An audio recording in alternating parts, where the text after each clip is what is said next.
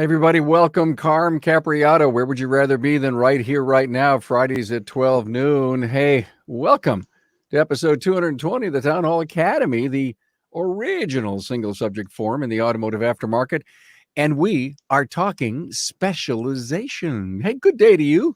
I'm your host and moderator, Carm Capriato, and we are broadcasting and streaming live from Remarkable Results Radio podcast studio. And hey, thanks for your continued support and for coming to the many outlets we broadcast to you from Facebook, LinkedIn, and YouTube, and of course on our Remarkable Results.biz/live website. Yeah, we're everywhere. We're just about everywhere. Hey, we're Fridays at noon Eastern. Don't forget, and of course, as a podcast where you can follow the over 1,000 episodes we have throughout our many show formats. Hey, our goal is to make positive contributions to the aftermarket because we want to make a tangible impact to all automotive service professionals in our beloved aftermarket. Wow. Thanks for your loyalty and support. I sure do appreciate that. You know, the show is sponsored by Shopware and Shop Marketing Pros. How much paper have you touched today? Those are piles of time stacked all over the shop. Now, think of what you could do with that time and how many more cars you could get through the door. Cha-ching! Have you heard that? It's time for a digital shop management system. Go to getshopware.com on the web. Hey, your customers want you to do what you say you're going to do, and it should be the same with your marketing company. Shop Marketing Pros listens, cares, and responds quickly, and they do what they say they're going to do. On the web at shopmarketingpros.com. Hey, if you're watching on YouTube, please subscribe, give the video a thumbs up, and thanks. Here is my panel. Guys, Tom Palermo from Preferred Automotive Specialists out in Philadelphia, fleet specialist. Yep. How you doing, Carm? Glad to be here. Hey, how's business? Business is doing great.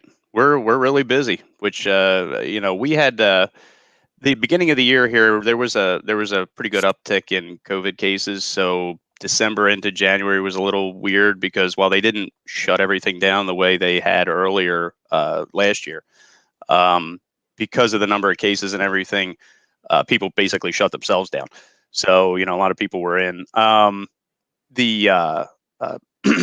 January was actually okay. First couple of weeks of February were a little rough, but at the starting of the second or third week in February, it just took off and it hasn't stopped since. That's so, great. Knock on wood. I'm feeling good. Good. Find that wood, knock on it, and I wish you continued success. John Anello is with us. Auto Tech on Wheels, mobile diagnostics, programming, ADAS. Hi, John. Welcome. How are you? Good, man. It's been a while since you've been on the show. I know you're doing a lot of training. You're a busy guy. How's business for you? It's been overwhelming. I actually retooled my whole business right before the pandemic, back in I would say about November of 2019. Okay. So I spent the prior 3 months building it up to go in a different direction, and then the pandemic slowed me down, just like Tom said, probably for a couple of weeks. But then it picked back up probably towards the end of March, middle of March. It just picked up and just took off again. Hey, I'm glad to hear that. Now, the show's on specialization, and we actually had a third member who has yet to be, probably some technical difficulties at his end, who was going to come on as a foreign specialist. But I'm more than happy just to, talk about fleet and mobile. Guys, there's a lot of people out there saying maybe I should, like you said, John, retool my business, maybe add a component to my business. But I don't know. There's a lot of equipment and a lot of training that has to happen by being a specialist. But there's also guys out there that are saying, hey, I may buy a new place and they do fleet. And do I really want to keep with it and stay with it? So, Tom, we want your perspectives on all of that. And I know you've been on the show before talking about this. We haven't done a specialists broadcast in a while. And John, part of the thinking that I have when it comes to being mobile are shops actually investing all kinds of money in all kinds of OE scan tools, diagnostic training, some really solid ATEX and ADAS stuff in house? And would they ever think, and do you ever see them actually putting a van out on the road supporting their business? And again, there's so many different ways to go. Total mobile, and or some hybrid of it. So let's start, Tom. It sure seems to me that when you've got a couple of great fleets with you, there's a level of reliability and stable car count then, right? Absolutely. So, to prove your point, we actually moved our shop to a larger location about 3 years ago. And the advantage to us doing so much fleet work is, a fleet account doesn't necessarily really care where you are, just as long as you're doing the work and you're getting it done. So that made our move very, very easy and a little less frightening, for lack of a better term, because whenever you make a move, even though we only moved about a mile away from where we, in a straight line from where we were, you know there are psychological barriers for some people based on big roads and things like that stop them from going to to certain places. Sure. We got into the fleet business many years ago, 20-25 years ago, and we started off small. We started off with a plumber here, an electrician there, and slowly built it out. When we saw that, we didn't have to worry so much about the swings in car count based on times of the year, like Christmas, back to school, when back to school actually was back to school, Yeah. unlike this year. Things, summer vacations, things like that. Fleet work kind of stabilizes that and takes those peaks and valleys and really flattens them out. We still do private work. We do a good amount of private work. What's the mix? But What's the mix? Our mix currently, it's funny because we made this move, and when we made this move, we moved to a little bit busier, not necessarily busier road, but a little bit busier intersection. There's a lot more going on where we're at. We used to have a lot of cars going by our other shop too. And we're right now currently at about a 70% fleet, 65, percent fleet. It moves around month to month, but we're in that area, and the rest is obviously, the 30 to 35% private work. One interesting thing about car count and fleet and what we just went through, the pandemic. So we had a lot of universities, schools, daycares, things like that were fleet customers. Obviously, those businesses, those fleets, basically were, their vehicles were sitting still. So we kind of on the fly had to make some moves and change around and try to solicit other fleets that were still running, electricians, construction, medical transport, things like that, which we did before, but we kind of had to change our marketing around during 2020 to kind of make up for the fact that a lot of those universities and things like that weren't using their vehicles, so they didn't need service. That's a great point. Did you have to get out there and put your marketing hat or your sales hat out and knock on some doors? So, well, you couldn't really theoretically, or technically, I guess you could call it knocking on doors. We literally didn't knock on the door, obviously, because we couldn't go anywhere near. But we did have to adjust our marketing. Yes, we're always marketing, and that's something that I could tell you, whether you do private work or fleet work or mobile work like John's doing. You always have to be marketing, because there is a level of attrition, whether it's with private customers, fleet customers, whatever. So you have to constantly do that. And while nobody could plan for what happened last year, thankfully, because while we do specialize in fleets, we decided to take a pretty broad approach to fleets.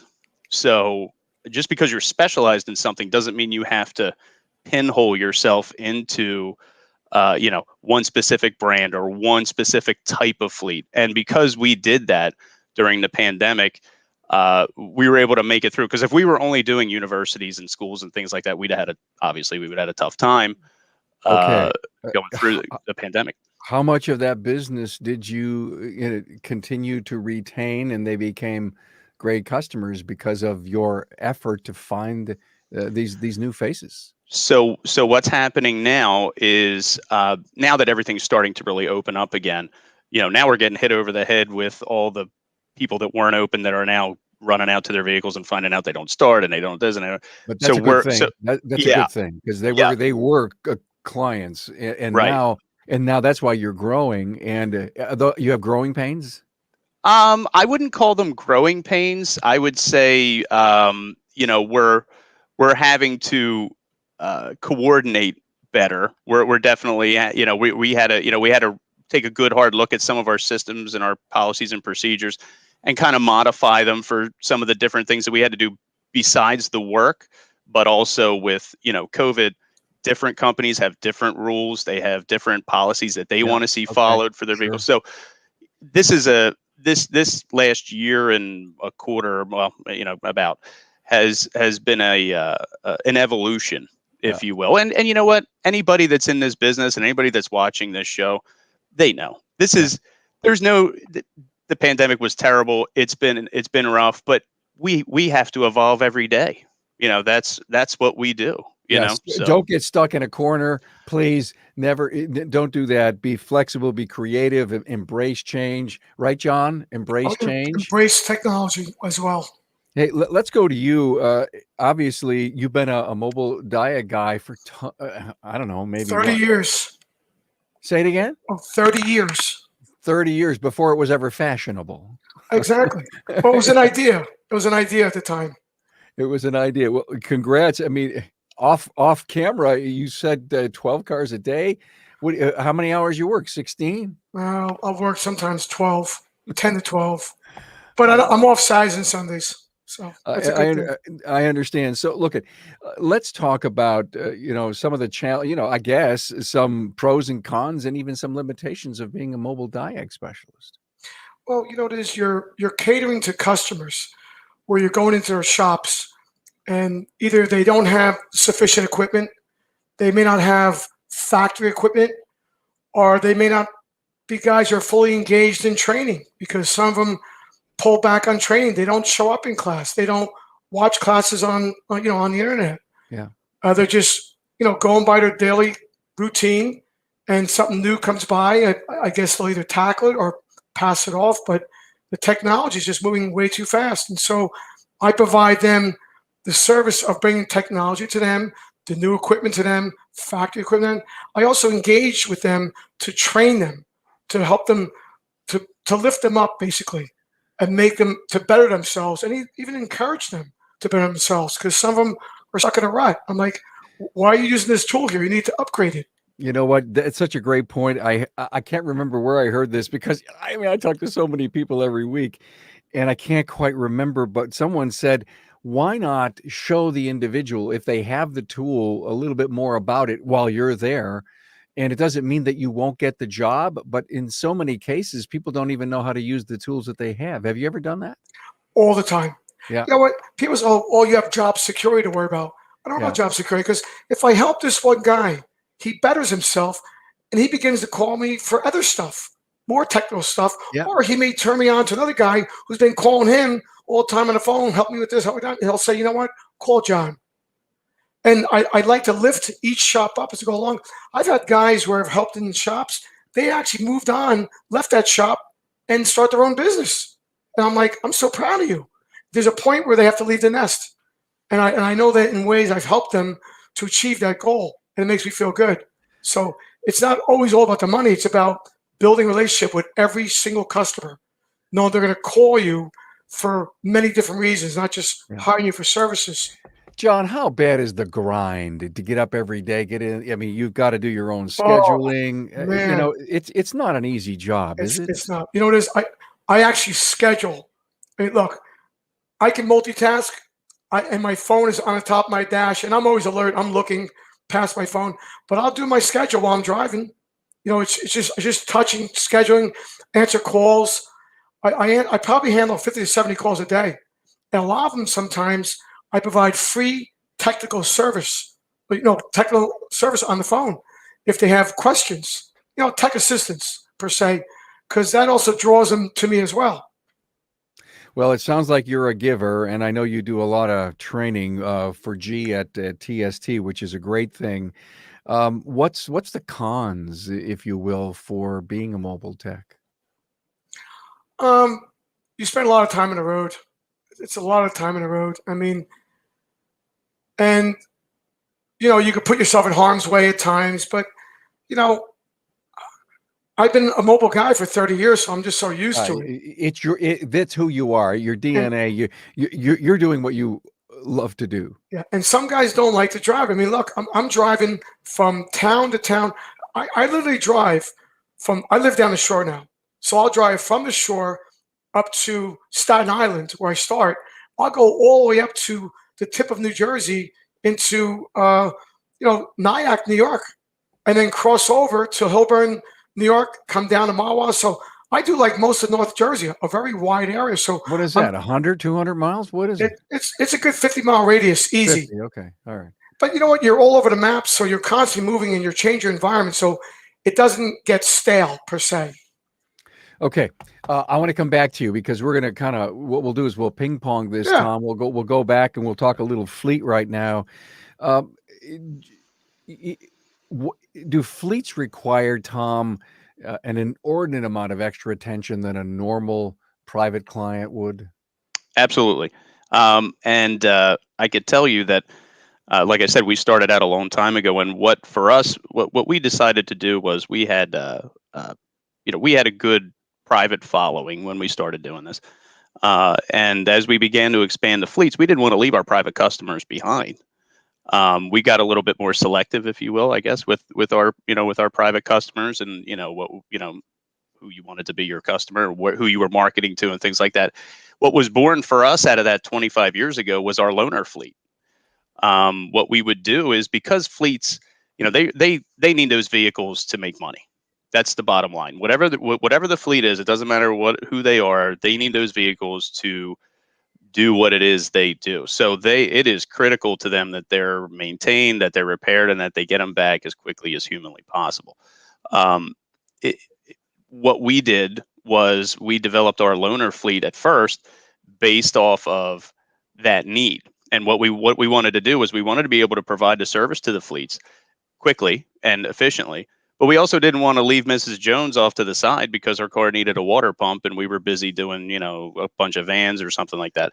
So we developed our loaner fleet way back when, so that when Mrs. Jones came in and, got towed in, she needed a water pump, we could say, you need a water pump. We're going to order the parts. We're going to start working on it tomorrow. Here's a vehicle for you to use while we're working on your vehicle. So we satisfied Mrs. Jones because she had transportation and she was happy her car was going to get fixed. And we were able to still, get those fleet vehicles in and out as quickly as possible, because, while you may get pushback from some, private customers, if you will, for maintenance and things like that, usually fleets are a lot more willing to go down that road and do maintenance and do repairs that you recommend, because they need the vehicle on the road to make money. A Yeah. plumber's vehicle does him no good if it, overheats, or if, they lose a tire because, you recommended a tire and they didn't do it, or whatever, whatever. The battery doesn't start one morning because you recommended a battery and they decided not to do it. So the strategy on loaners for privates was so that you could make sure you focused on the fleet because you had deadlines for, vehicle up. Exactly. Okay. Exactly. Much of the private come from the fleet customers at all? We have had, yes, we have gotten private work based off of fleet customers. I'll tell you, we've had customers that said, "Oh, you work on this particular company's vehicles? Wow, if you're working on their vehicles, I want you to work on my vehicles." We've had that. We've Now, I will be honest with you, our loaner fleet grew to the point where it wasn't just for Mrs. Jones anymore. We actually have a huge loaner fleet with all different kinds of vehicles because we have all different kinds of customers. So we're actually loaning to fleets as well, and that has been, pickup and delivery, loaner vehicles, any way you can make, when it comes to fleets, any way you can make yourself more valuable to them. And when I mean, I'm going to tell you what makes you the most valuable to any fleet manager. If they know that they can shoot you an email, pick up the phone, shoot you a text, whatever way they prefer to communicate, because they all prefer different ways, and they just have to call you and tell you they have a problem, and they know you'll handle it, to them, that is critical. That is critical. And the reason for that is a lot of fleet managers are usually doing other things, not just taking care of the vehicles. So, uh, you know, you want to try to be, for, not to use a old outdated term, but you want to be that one-stop shop for them where all they have to do is contact you and they know you'll take care of it. Tom just said something so huge. How do you prefer to be communicated to? And I'm sure, John, you have discovered this. Some people just love Messenger. Some people want to be texted because that tone on that phone means it's more critical than just the plain old email. I mean, I'm learning this myself in communicating with all of the people that come on the show. And everyone has a different preferred method.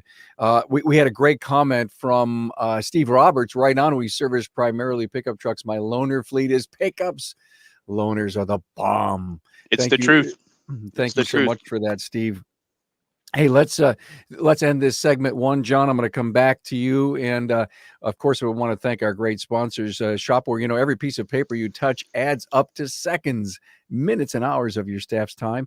Get paper out of your business and unlock your employees' potential with Shopware's digital shop management software. On the web at getshopware.com. And have you realized that your marketing looks exactly the same as the shop down the road? Well, your shop's different, and it deserves marketing that is as unique as your shop is. Let Shop Marketing Pros show your customers just how different you are. On the web at shopmarketingpros.com. Hey, segment 2, John. Where are you getting your training? You know what? My training is basically in my office at night. I just do a lot of research. You come across any type of new problem, you can't be at that one shop and learn everything about that new thing you just approached to. You need to do some research. So I'll say, look, you know what? I lost the battle, didn't lose the war. Let me go home tonight, do a little research digging to understand how the system works.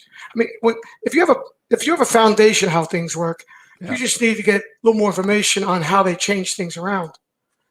And there's other training options out there as well, but I have to self-train a lot. I have no choice because I'm seeing new stuff. I work on 21 cars, and where do you find training on a 21 vehicle?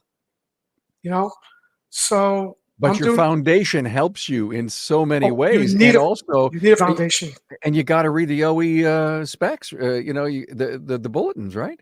Well, you have companies like All Data, Mitchell. There's a lot of resources out there, and some guys don't want to pay for resources. You have to pay for resources because this is something that you have to rely on if you run into a bind with something. No one knows everything, but then you educate yourself on that one thing. You just keep moving forward. I do it on a daily basis.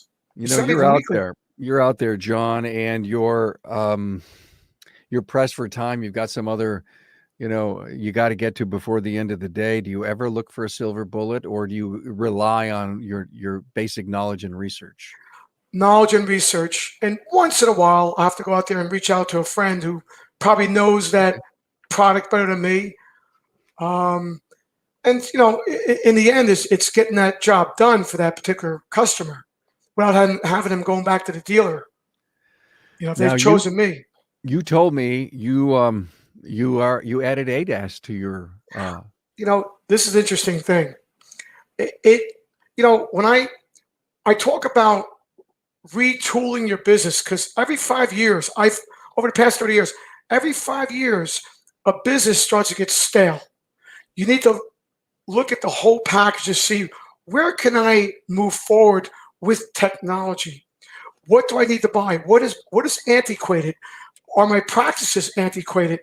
And I've always been the one to look at my stuff and see what direction I want to go. Sure enough, the industry does change. More players enter your arena, but if you can make yourself different than the other guys, you're always ahead of the game. So I've done diagnostics and programming for the longest time. And I noticed this new opportunity in 2019 to jump on the ADAS bandwagon. And the problem with most business owners, they don't like something called the risk factor. If you're willing to take the risk factor, that's the first step. And then you reap the benefits of taking that risk. And I knew nothing about ADAS. I'm going to tell you right now, I knew nothing about it. And I said, what? Let me see what it's all about. It was a lot of planning. You can't just buy the equipment. have to see where do I put it, how do I accommodate it, and how do I learn how to use it. So I had to buy a brand new truck. So in 2019, I retooled my entire truck, retooled my business, bought some more diagnostic equipment, and bought the whole entire ADAS system. And I was able to fit it on board because I custom built a truck to accommodate it. And what I was doing, like, I'll give you an example. Radar. Prior to 2019, I would get maybe a call once a month. I'm like, I don't want it. I don't want to be bothered with it. Send it to the dealer. That once a month went to once a week. So you can't avoid a job. It's going to keep coming back, and it comes back more and more and more. And what happens is, if you push that away, you're pushing your customer away. You tell them that, hey, I can't help you. So they're going to find another avenue, another place to go. So I had to force myself to keep up with the times and embrace the technology. And here we are, fast forward. You know what I did yesterday? I did 8 radar jobs in one day. It's unheard of. It's unheard of. And these guys who are not going to school have no idea what is coming next year. Because the games are going to change drastically January 1st for 2022. I mean, it's a moving target, and it's actually going 60 miles an hour down the road. And so I think you have to be very careful to invest. And maybe I need to rely on a guy like you or all these other mobile specialists that have ADAS to stay. Like you said, there are people that are risk adverse. Hey, I forgot to mention to anyone out there, if you're on with us on Facebook, LinkedIn, or anywhere, give us a like, a comment, check in with your city, share us. We'd love to have a little chat here in the studio as we can see what you guys are saying, and maybe even have a question for my guests here. Thank you for that, John. Some really good stuff. I sure appreciate that. Tom, have you ever used a mobile diag specialist? Not a diag specialist. There have been vehicles that we needed to program that we didn't have. Well, this is going back a ways, that we didn't have what we needed to program. Some of the foreign cars, some of the private customers, Mercedes, BMW, Sure. that kind of stuff. But I will say this. The interesting part about what John's talking about, and John's 100% correct. He's absolutely 100% correct. You've got to look at what you're doing. You got to constantly be willing to change. You got to identify what you think is going to happen, and sometimes you got to take a leap of faith and do it. That's part of being in business. But somebody like John could be very valuable to someone doing fleet work, because when you do fleet work, unless you specifically target a specific type of vehicle or something like that, you're still going to see a wide range of vehicles. And if and if you have a situation where you have something that you can't program, you can't diagnose, there's some issue that you haven't seen before, somebody like John is invaluable for that, especially if you're just starting out and you don't have the tools that you need yet, the diagnostic equipment that you need yet. You can still provide that service to a customer, a fleet customer, and get the job done. And it's transparent to the customer, but you're learning. John obviously is kind enough to help teach the people that he services, so they can learn what they need, what works, what doesn't work, and that would kind of take some of the risk out of it for them, because they could say, I keep calling John and he keeps showing up with whatever. So it can, you can kind of use it to your advantage. It helps guys like John out. John's obviously got plenty of work to do. So, it could be a symbiotic kind of relationship there. Yeah, I let me just throw a scenario to both of you guys. Let's use this fleet as an example. A fleet with 20 vehicles, and they put a lot of miles on, which means there's opportunity to get bumped, right, John? And all of a sudden, the front bumper is bumped.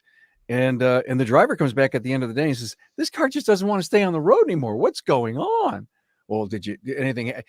Here it is. You hit the vehicle. It didn't quite realize it. Put off the radar, the detectors, some of those sensors.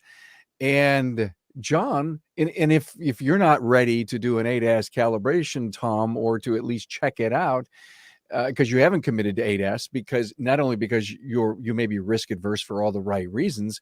Let the specialists do it. Yeah, and I can tell you that now we do ADAS work here. We're not doing quite as much as John. We're not doing 8 radars a day or anything like that.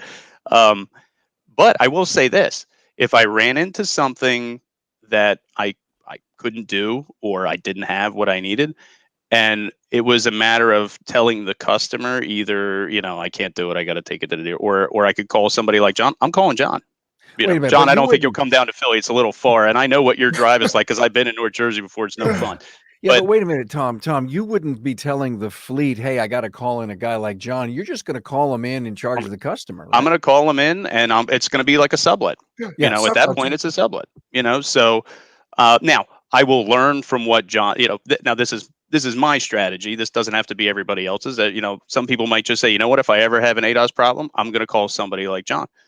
Uh, what we would do is we would say, hey, why were we not able to accomplish this, and then address it from there, and make decisions, based on what happened. Was it a one-off? Is it something we're going to see a lot of? Whatever. But I could see a lot of value and absolutely in what John does for somebody who's getting involved with fleets. Absolutely. And ADOS, sometimes some people were kind of, saying, well, you know what, if I do a lot of fleet work, I won't have to deal with ADOS. Not the case. Not the case at all, because it's out there. It's in the fleet world. They're dealing with it. It's out there, and John's 100% correct. If people, in our industry aren't paying attention to what's going on around them, there's going to be a rude awakening in the next year or so, because it's getting crazy. It's a lot of fun. I love new technology. I love new tools. I'm a tool junkie when it comes to stuff like that. But it's coming. It's here. So for somebody starting out with fleets, somebody like John might be a great way for them to get into a space that maybe they're not usually in. Hey, John, I know you have something to say, but I Yes, I want to do. hold. I want to hold that when we come back into segment number 3, okay? Because I know you're It's you're about you're fleets. It's about yeah fleets. yeah you're biting at the bit. Hey, let's thank our sponsors again. Great sponsors. When was the last time you heard a customer say, "Hey, thanks for taking my money"? Well, get Shopware's shop management software, and your customers will be shouting it from the rooftops in overwhelming 5-star reviews. Learn more at getshopware.com. And have you realized that your marketing looks exactly the same as the shop down the road? Well, your shop's different, and it deserves marketing that is as unique as your shop is. Let Shop Marketing Pros show your community just how different you are on the web at shopmarketingpros.com.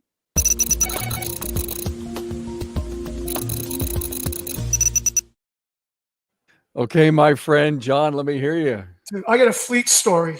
A fleet story.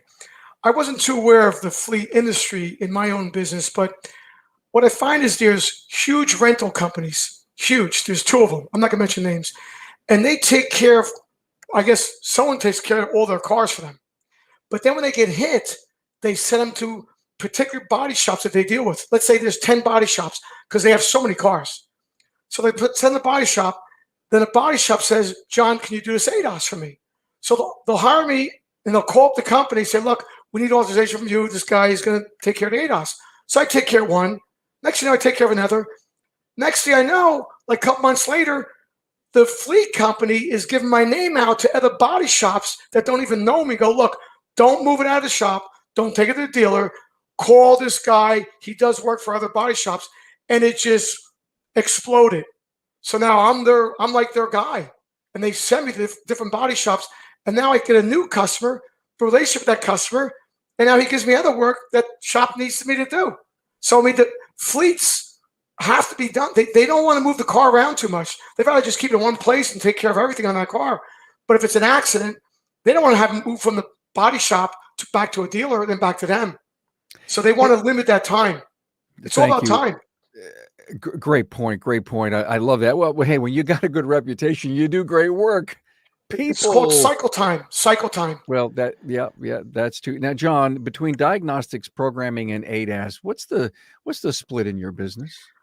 I'm going to say lately it's been 50% ADOS, 25% programming, or maybe 35% programming, 50% diagnostics. But I'm going to get a rude awakening for next year. Do you know what's coming? January 1st, they implemented that they're going to do away with 24 gigahertz front radar systems. They're going to move to 77 gigahertz January 1st for all cars going forward. Then in 2022 vehicles, they've mandated that every single car, it could be like a $7,000 car, is mandated to have front radar for AEB, automatic emergency braking. So can you imagine that every single car now is going to have radar? Every car in 2022 that's made out of production. It is going to be more crazy than it is now. I'm like, if I'm doing 8 today, what's going to happen next year? And a lot of these guys don't understand that. They're not keeping up on what is to come next year. And then here's one more other thing I want to throw in.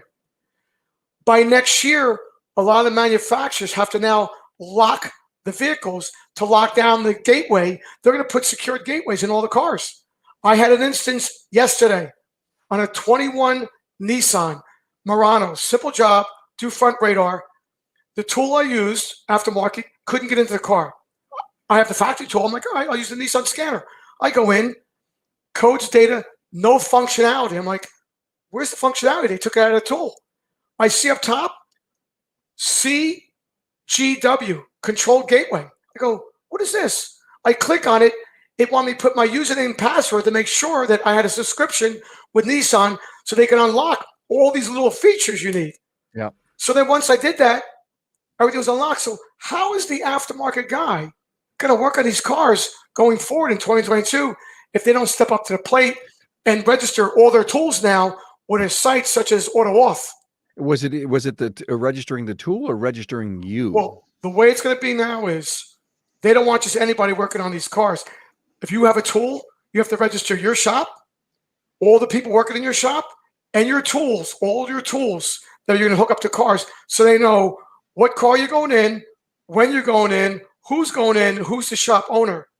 So they're going to track all this. Then they will unlock the vehicle via satellite because your tool has to be on a server, has to have Wi-Fi.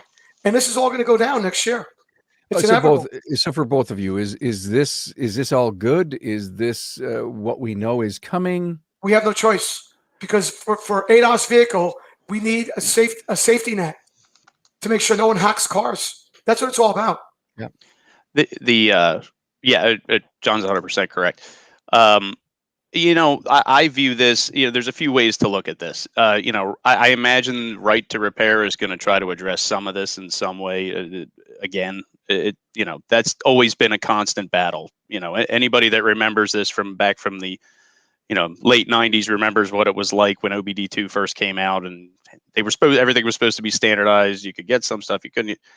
But there is an argument to say that some of this, especially when it comes to ADAS, is going to be a good thing if they can verify and make sure people are for real and know what they're doing. Just have some guy on the street who's, plugging into a car and making changes, because, a couple of degrees in the wrong direction and, somebody could have a real problem on their hands.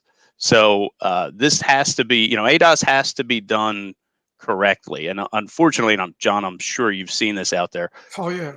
There are cars that are being repaired today that have ADAS that either shops don't understand they have ADAS. They don't care that they have ADAS, and they're just slapping parts on and sending people on their way.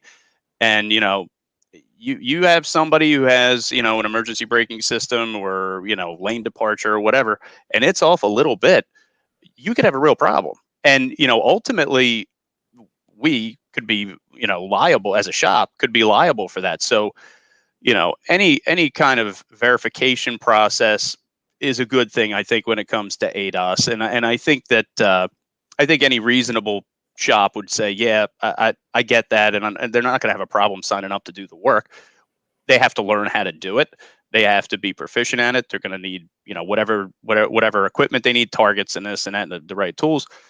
But a lot of diagnostic stuff is going to the subscription-based model anyway. You're doing, if you want to use a factory tool, you can use it for 3 days. You sign up, you give them your credit card, you pay for it, you use it. and then the next vehicle comes in. The next time you have one, you sign up for it again. If you do a lot of them, maybe you buy the subscription for a year. So this probably shouldn't come as a surprise to anybody, but I have a feeling that it will. And again, I can't stress enough, ADAS is critically important that it's done correctly, because if it's not, something as simple as doing an alignment now isn't so simple anymore. There's a little bit more to it than just slapping it up on a rack, adjusting toe camber and caster and shooting it down the road.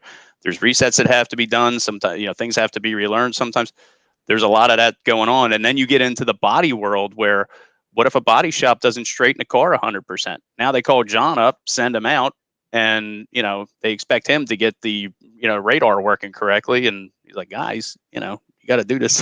It's got to be right. John, do you, Tom just said some pretty big things, and I know you agree with him. Is the industry signing on and signing up to realize that we're going to do business differently in the future, that we may not invest in every bauble and tool, that we will use specialists to help us? I mean, to me, that's, what you said, both of you said, I don't think you can be all things to all people. Reason for a show on specialization. You know what I see the future as? The HBO of vehicles. You're going to have one box. You're going to have a huge area with little icons for every manufacturer, and you choose the movie you want to play that day. I feel that's where it's end up going. And you're going to have just one box. You need to buy like all these different factory scan tools, because believe me, these manufacturers are making money on software. They are. They may not provide technical support, but at least they'll give access. So you hook up one tool, hook up to the car, you choose the manufacturer you want. There has to be a main portal. For me to go to every single website for each one of these manufacturers, it's just too crazy. It's a lot of work. So I dedicate each laptop portion.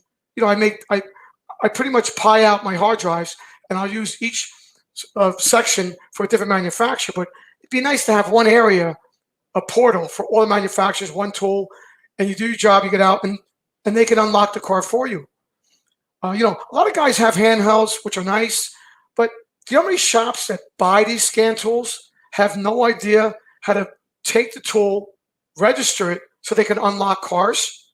I mean, I think the tool guy who sold the tool should do that for them, because some of them may not be computer literate to do it. So they're missing out on doing a lot of the Chryslers 2018 and up, because they can't clear codes because they don't know how to register the tool. So it all goes back, but tool support is a big issue. You know what? We could go on for, I don't know, maybe 2 hours. What do you think, guys? Oh yeah, absolutely. Maybe 2.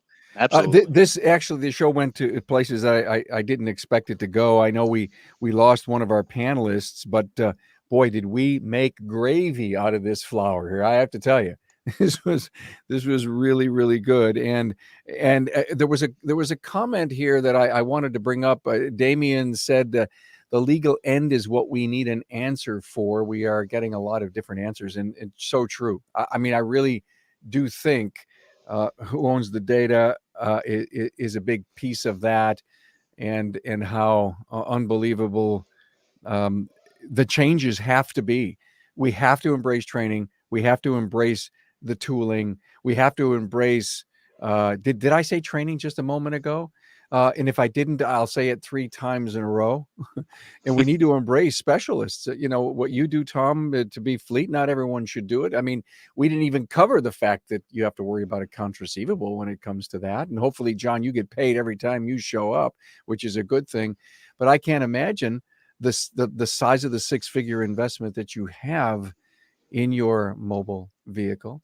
And that probably prevents people from going the long yard when they want to make that investment. So specialization, and I think it's a part of our future, and it's a part of what we're going to look at in different business models in the future.